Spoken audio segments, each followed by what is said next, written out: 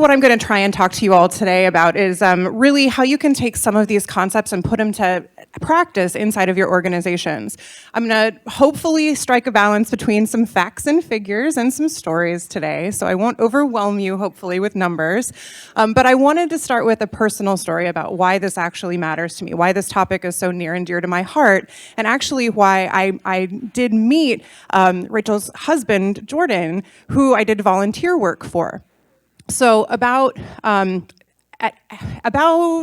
years ago, we met through a mutual friend that works at Salesforce. Who here has heard of Salesforce.com? Sweet, awesome, okay. So rewind about 15 years ago, my very first work conference, I was wide-eyed and really excited to be out in San Francisco at the time. And I was visiting the Salesforce annual conference out there. And I will never, ever forget, they started this whole conference off, there were about 1,000 people there, with a keynote from Mark Benioff, who's the CEO of Salesforce. And he spent an hour doing an interview with Colin Powell. And they talked about the work that Salesforce did, not to create crazy technology or help all these businesses, but the time that they spent actually boots on the ground delivering laptops and computers to local San Francisco schools. I was blown away, right? 23 years old, one of my first jobs out of college. I thought, to dedicate this kind of time at this conference to talking about why it's so important to give back was really, really sort of grounding and inspirational for me. At that time, Benioff had taken that past year and actually interviewed all of these top CEOs in Silicon Valley along the West Coast and sort of beyond to write the first sort of book that he saw a need for in business schools at that time he was working with USC out there. And so he wrote this book, The Business of Changing the World. And so he talked about this book as a sort of model for business schools to think about teaching philanthropic models for their MBA students and ultimately in their entrepreneur programs. And I was blown away by this. To give you a little bit of a context, I do live in New York City, but I am a Midwestern girl at heart. I grew up in Kansas City, Missouri, and my whole family, I was raised Southern Baptist, and some of my earliest memories were of my grandmother, my mom, all feeding people. Who here feeds because they love? Yes, okay. So I remember, trips to the City Union Mission where we were feeding people. My parents, my grandparents would volunteer to really help feed the homeless in Kansas City. And this message of corporate philanthropy and really how do you embed that giving back, that spirit of service and gratitude into your actual work was really appealing to me. So without further ado, I'm going to talk to you a little bit about the ways that you can do this, and over the last sort of decade, what has kind of emerged at the forefront of the movement of corporate philanthropy. So first, I'll frame this as a why.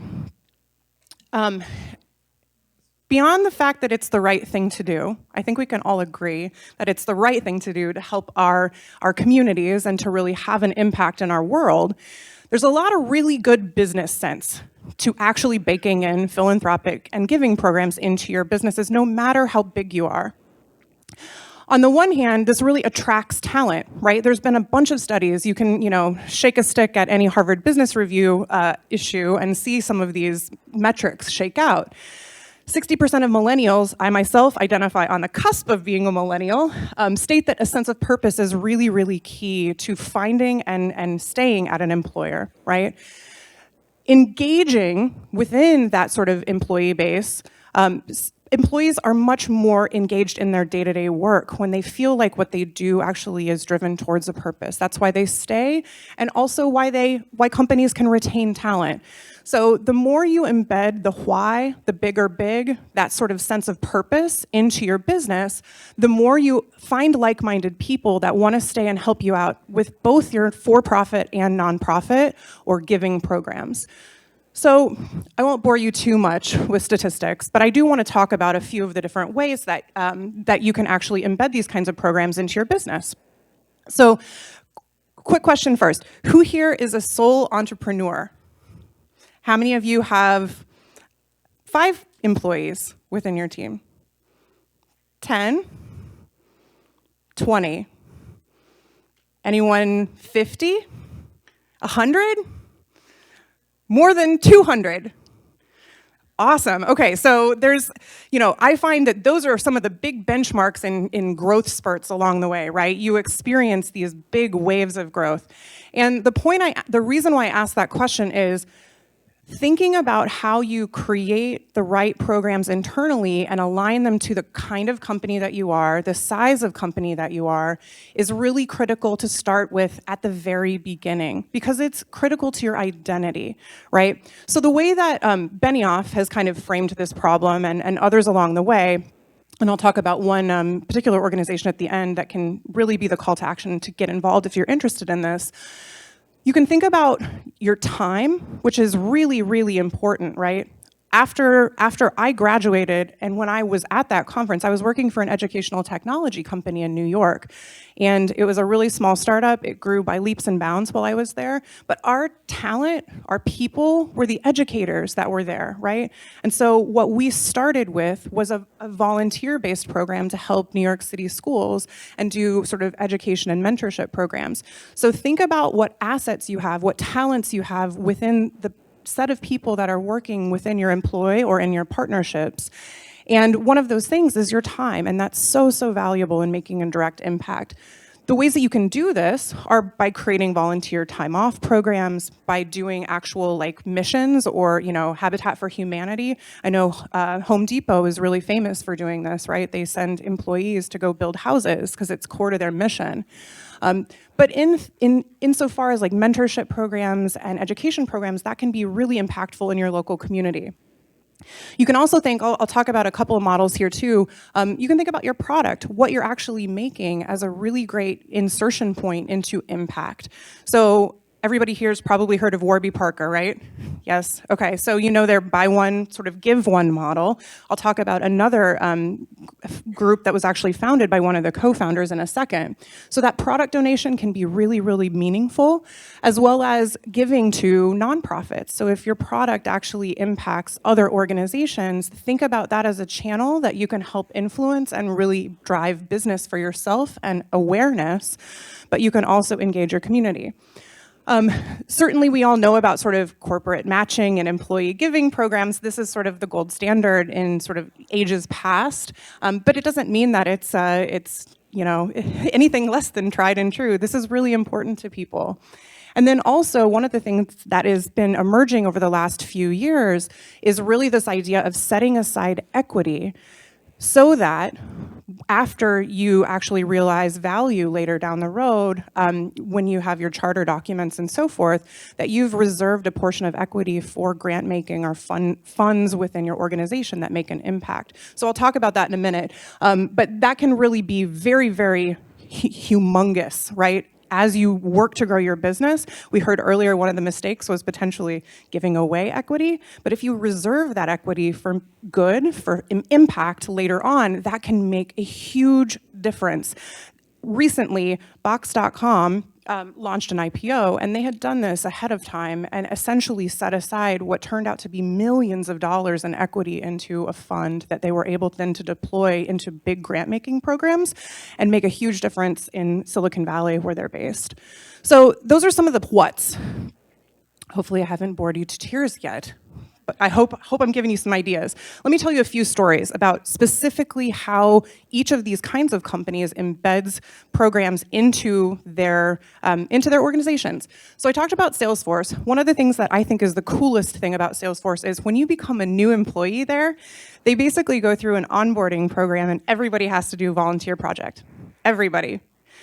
When I first started working with them, they were less than 1,000 people. They are almost 40,000 people strong now. And every single one of those people, as part of their onboarding, has either gone and rolled up their sleeves from the entry level sort of technician all the way up to the senior level executives. They go and they help. And that sets a huge cultural tone throughout the organization for mindfulness and giving back. I think Salesforce also has a foundation that they give to nonprofits their product through. So they have used their for-profit business to sustain a huge impact, and actually tens of thousands of nonprofits run on the Salesforce platform free of charge because of their commitment to this particular community. Harry's. Who here has heard of Harry's? Yes? Okay. So Harry's is actually a company started by the founders of Warby Parker, and they sort of believed that they could make razors, which we all know are really expensive and why, more accessible and a lower cost to average consumers. And what they've actually done is a similar program to Warby Parker, where they've said, hey, our product is really, really relevant and really important for the homeless.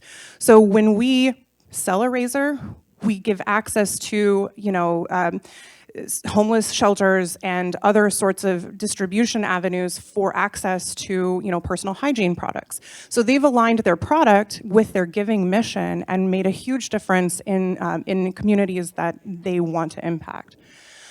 And then to toot our own horn a little bit, I'll talk a little bit about Silverline Cares and what this has done for us at Silverline. I joined Silverline about 8 years ago, and I was one of the first few employees. And at the time, I told my CEO, I was like, listen, man, this is what I really believe in. We need to, even though we're really only 4 or 5 people right now, how do we give back? We're always running. We're always thinking about our clients. How do we think about our community? And at that point, to his credit, he didn't say no. He didn't say, you're crazy. He said, okay, how? So we started with a volunteerism program, and that was it. And it was really every year, every employee committed a week of their time to do some sort of volunteer project. Ultimately, as we grew, we're about 350, almost 400 people now. We have sort of a volunteer time off program so that you can actually commit to charities or to causes of your choice time. And that's so important because it helps us give our skills, like I was saying earlier with the educators, our skills for consulting and scale and growth to organizations that really need it. Bring in Jordan, Rachel's husband. So, over the years, we've impacted, dozens and dozens of organizations through our skill set and met some amazing people in the process that are really in the business of trying to change the world. It's our imperative to really help them. And what that has led to for us has really been sort of an ongoing sort of celebration of our employees and our communities, and we've won a bunch of awards along the way for our culture because it's so, so critical to what we do. So those are a few quick stories. In terms of the growth, how does this actually impact your growth? I mentioned earlier about the impact to attracting talent, right? So that's where this starts. The fact that we've been able to really attract like-minded people and win these awards has been really so sort of humbling, right? We meet people all the time through the ways that we give back, and to have someone say, hey, I worked with you on this volunteer project, would you consider hiring me? That's just I get shivers thinking about it, right? It also is really impactful in attracting customers and partners. So as you think about your own communities, how you're engaged in your communities, how do you leverage that network to make an impact locally, but also to spread the awareness of your brand, the awareness of your products? So I think we mentioned a bit earlier about the employee engagement and retention. What this actually results in is people being more willing to go the extra mile, right? As people feel engaged with the causes that you care about or feel like they have an avenue to give back, they're gonna go the extra mile to really help you grow your business too. And a lot of times people are doing this on the side anyway, but being able to capture that value and recognize and promote that back to the organization really empowers them to continue giving and to continue sort of contributing to the overall organizational growth.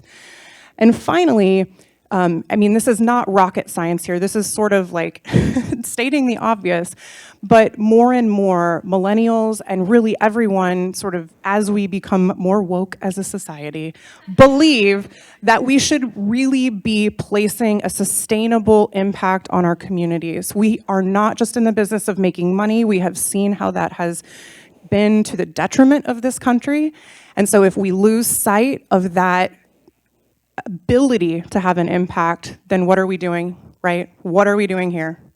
So I think some of these numbers represent like why it is important and how it can affect your growth. But at the end of the day, how do you get involved?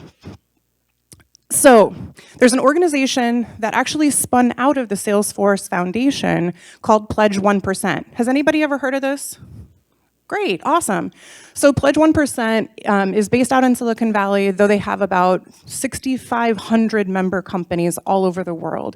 And if you can believe it, there are more Pledge 1% companies in Australia than there are in New York City, and you better be sure that I am trying to change that.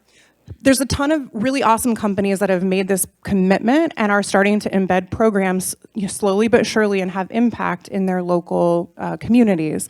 Little companies like Yahoo, Box, Postmates, services we use every day to order our dinner or whatnot, are actually making this commitment. And so if you go to pledge1percent.org, there's actually a model that you can read all about and sort of learn how you can embed one of those 4 different programs, or all 4 if that's what you feel compelled to do. Certainly I can, provide any sort of information that you'd like about this, but this is a really great and clear call to action because it gives you sort of a corporate social responsibility program in a box, right? It'll give you the considerations that you need to manage a program like this. Oftentimes, you all as CEOs or founders may need to leverage somebody within your team to help you get this off the ground. So it can help you set this sort of clear expectations about how to do this. And I believe strongly, I obviously I'm up here speaking about the importance of this, but I believe very strongly in the power of connection too, right? So all of these companies that have made this commitment, when I meet these folks in San Francisco or in New York or whatnot, we're constantly, earlier the conversation about sort of brand partnerships or creative partnerships was discussed. And I'm in conversations probably with a dozen of these businesses about how do we work better together, not just for the pro bono stuff, but on true commercial partnerships, right? And when you find like-minded people and attract them to your company, you can also do this within your network and help grow your business that way as well. So, and feel free to ask me any questions if you have them, but thank you so much for the time.